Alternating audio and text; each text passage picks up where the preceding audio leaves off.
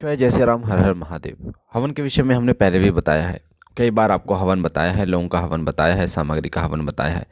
आज की वीडियो में मैं बात करूंगा उन 10 हवनों के बारे में, या 10 ऐसी सामग्री के हवन के बारे में जो आपको अलग अलग फ़ायदे देते हैं।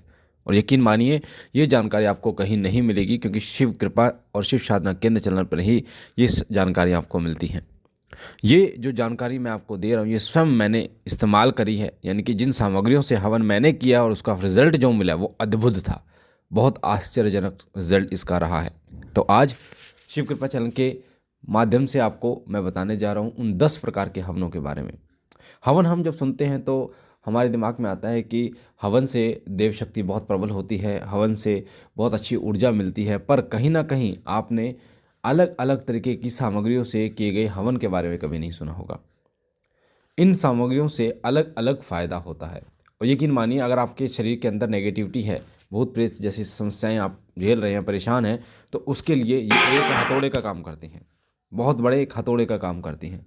ऐसा काम करती हैं जिससे आपके शरीर की नेगेटिव एनर्जी बहुत जल्दी ख़त्म होनी शुरू हो जाती है। इस हवन को आप स्वयं कर सकते हैं, बहुत आसान विधि से आप इस हवनों को कर सकते हैं। तो आइए हम बात करते हैं कौन कौन से हवन हैं। सबसे पहले मैं आपको उन 10 हवनों के बारे में बता देता हूँ, फिर एक एक करके उनके फायदे के विषय में बात करूंगा। सबसे पहला हवन होता है लौंग का। दूसरा हवन होता है शक्कर का। तीसरा हवन होता है काली मिर्च का। चौथा हवन होता है काली सरसों का। पांचवा हवन होता है पीली सरसों का। छठा हवन होता है नमक का। सातवां हवन होता है घी का। आठवां हवन होता है तेल का, सरसों के तेल का। नौवां हवन होता है लाल मिर्च का। और 10वां हवन होता है सामग्री का। जो सामग्री हवन की आती है, आप देखते हो सामग्री जो हवन की आती है उसकी बात करो। तो ये 10 तरीके की सामग्रियां मैंने आपको बताई है जिनसे हवन किया जा सकता है, और अलग अलग इनसे फ़ायदे होते हैं। अब कौन कौन से फ़ायदे होते हैं, एक एक चीज़ को लास्ट तक सुनना, तभी समझ में आएगा, वरना नहीं आएगा। और एक और बात, ये जानकारी केवल और केवल शिव कृपा चैनल पर ही आपको मिलेगी, किसी अन्य चैनल पर आपको नहीं मिलेगी। ये वीडियो आप जब सुन रहे हैं उसके बाद हो सकता है लोग कॉपी करके दोबारा आपको मिल जाए, पर अब ये जानकारी आपको मिल रही है। तो सबसे पहले हम लौंग के हवन की बात करते हैं। तो लौंग का हवन हमने पहले भी आपको बताया है। लौंग का हवन बहुत पावरफुल होता है, और बाबा भोलेनाथ के आशीष से, बाबा भोलेनाथ के आदेश से ही लौंग के हवन का आदेश हमें हुआ था। हमने लौंग का हवन किया, उसका जो रिजल्ट हुआ वो बहुत आश्चर्यजनक था। और उस लौंग के हवन के विषय में फिर हमने आपको बताया। बहुत सारे लोगों ने लौंग का हवन किया, बहुत अद्भुत रिजल्ट उसके रहे। बहुत सारे लोग चौकी भी लगा रहे हैं लौंग का हवन कर करके, यानी कि उनकी ऊर्जा इतनी प्रबल हो गई। तो लौंग का हवन अपने आप में अद्वितीय है, बहुत बहुत ज़्यादा पावरफुल होता है। लौंग का हवन किस लिए किया जाता है?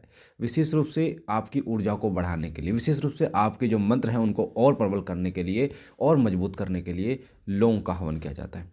इसलिए लौंग का हवन आपको जरूर करना चाहिए।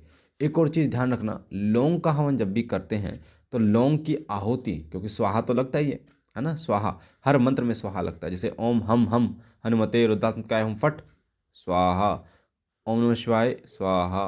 तो स्वाहा तो लगता है, पर उसमें आहुति जो जाएगी वो 2 लौंग के जोड़े की जाएगी, यानी कि एक जोड़े की जाएगी। 2 लौंग की आहुति हर बार जाएगी। ऐसा नहीं कि एक लौंग से आप हवन कर रहे हैं। हवन हवन आपको 2 लौंग की आहुति पर मंत्र के साथ आपको देनी होती है। तो लौंग का हवन।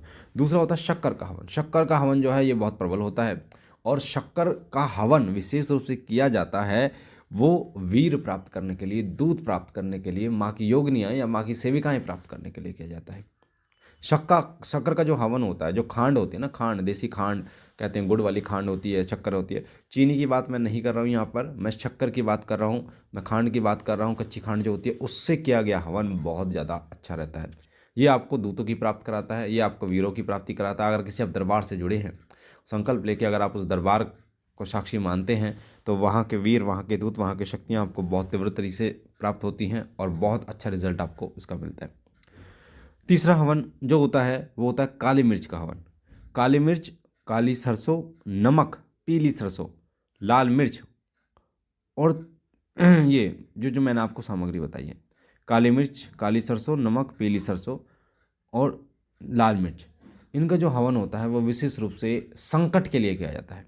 संकट को हटाने के लिए किया जाता है।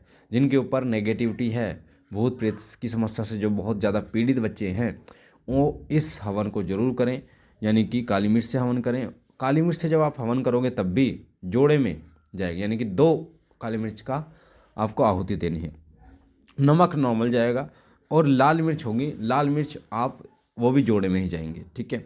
इस चीज़ का ध्यान रखना। पीली सरसों वो जैसे आपके हाथ में आ जाए, काली सरसों वो जैसे आपके हाथ में आ जाए, ठीक है। तो इनकी गिनती नहीं है। तो ये जो हवन है ये संकट को, भूत है, प्रेत है, जिन है, मशाना, बहुत ज़्यादा परेशान आप हो चुके हैं इन चीज़ों से। तो आप श्री सिद्धेश्वर शक्ति धाम अनिल भैया को साक्षी मान के आप संकल्प लेकर आप हवन करें संकट नाश का। हमारे शरीर के अंदर जो भी भूत प्रेत है, नकारात्मक शक्ति है जो हमें पीड़ा दे रही है, उसका नाश हो, तो उसकी आहुतियाँ दें। कम से कम 11 माला हवन करें आप इसका। लगातार हफ्ते करें, 1 हफ्ते करें और शाम को करें। बहुत अच्छा रिजल्ट आपको मिलेगा, बहुत गजब का रिजल्ट आपको मिलेगा। पहले दिन से आपको आराम शुरू हो जाएंगे, धीरे धीरे आपके शरीर के दर्दों में आराम आपको शुरू हो जाएंगे और आपको रिलीफ होना शुरू हो जाएगा, ठीक है। जो मैंने आपको घी का जो हवन होता है, घी, देसी घी का हवन, वो किया जाता है मेनली घर में सुख समृद्धि के लिए। आपके घर में सुख समृद्धि हो, हर तरीके से आपका मंत्र बलवान हो और साथ साथ में आपके साथ जो समस्त शक्तियां हैं, जिन मंत्रों का उच्चारण आप करते हैं, वो मंत्र शक्तियां आपका साथ दे, वो आपकी सुरक्षा करें। इसलिए देसी घी का हवन जो है वो किया जाता है। अब आता है तेल का हवन, सरसों के तेल का हवन। सरसों के तेल का अगर आप हवन करते हैं सरसों के तेल से, तो ये 2 तरीके से कार्य करता है। संकट के लिए भी कार्य करता है और साथ साथ में आपको सुरक्षित करने के लिए, आपको सुरक्षा देने के लिए और विशेष रूप से देवीय ऊर्जा को प्रबल करने के लिए तेल का हवन बहुत ज़्यादा कृपा करता है। तो बहुत ज़्यादा पावरफुल होता है जो ये सरसों के तेल का हवन होता है। ये सुरक्षा आपको करता है, साथ साथ में देवी और जगह जैसे माता काली के लिए, माता दुर्गा के लिए या माता बगलामुखी के लिए, माता कामाख्या के लिए आप अगर सरसों के तेल की आहुतियाँ देते हैं तो ये बहुत ज़्यादा पावरफुल होता है। उनकी शक्तियों को बहुत ज़्यादा आकर्षित करता है सरसों के तेल का। सामग्री का जो हवन होता है, सामग्री का हवन नॉर्मल सुख शांति के लिए किया जाता है। घर में देवी शक्तियों का आगमन और मलिनता को हटाने के लिए जो है वो सामग्री का हवन किया जाता है। तो ये जो हवन मैंने आपको 10 प्रकार के 10 सामग्री से जो मैंने हवन बताए हैं, मुझे आशा है कि आपको ये समझ में आए होंगे। और एक और बात आपको बता दो बेटा, देखो जब तक आप करोगे नहीं, जब तक आपको समझ में नहीं आएगा। रिजल्ट जो होता है वो आप करोगे तब आपको मिलेगा। तो जब आप करोगे तब आपको उसका फल मिलेगा, समझोगे। क्योंकि हम जो है वो मेन विश्वास करते हैं, जो हम करते हैं उसके रिजल्ट पे मेन विश्वास करते हैं। तो अगर आप भी इनका रिजल्ट देखना चाहते हो तो आपको करना पड़ेगा। अगर आप ये सोचे कि एक बार से आपको रिजल्ट मिल जाए तो ऐसा नहीं होगा, बार बार आपको करना पड़ेगा। बार बार हफ्ते में कम से कम 2 दिन आप ये ले लीजिए कि 2 दिन आपको हवन करना है। और लौंग का भोग जो है वो सब हवनों में दिया जाता है, लौंग का भोग। इसमें आप बतासा ऐड कर सकते हैं, इसमें आप गुड़ ऐड कर सकते हैं अपनी इच्छा के अनुसार, इसमें आप इलायची ऐड कर सकते हैं, इसमें आप पंचमेवा ऐड कर सकते हैं, इसमें आप खीर पूड़ी, हलवा पूरी, ठीक है, ये सारी चीज़ें आप मिठाइयाँ ऐड कर सकते हैं, लड्डू ऐड कर सकते हैं, वो आपकी इच्छा की वाली बात है।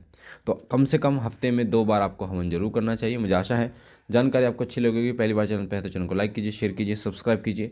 शिव कृपा परिवार के साथ जुड़िए। बाबा भोलेनाथ आप पर कृपा करें, आपके घर परिवार पर कृपा करें। हम मिलते हैं एक नई जानकारी के साथ, तब तक के लिए ओम नमः शिवाय, ओम नमः शिवाय, ओम नमः शिवाय।